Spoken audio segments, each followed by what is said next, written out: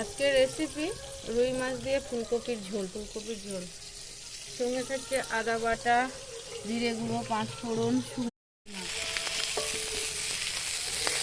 মাছগুলো মাছগুলো লাল করে ভেজে নিলাম।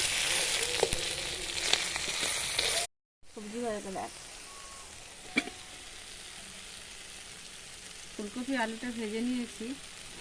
হ্যাঁ, এবার কড়াইতে মশলা করছি।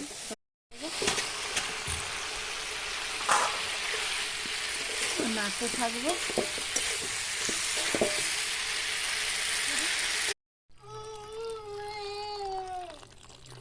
এবার মশলাটা কষে সবজিতে জল দিয়ে দিলাম, কিছুক্ষণ ফুটতে থাকবে।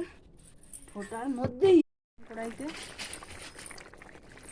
এক এক করে মাছগুলো সব কড়াইতে তুলে দিলাম, আর একটু আদা বাটা দিয়ে দিলাম ফুটন্ত জলে। হ্যাঁ,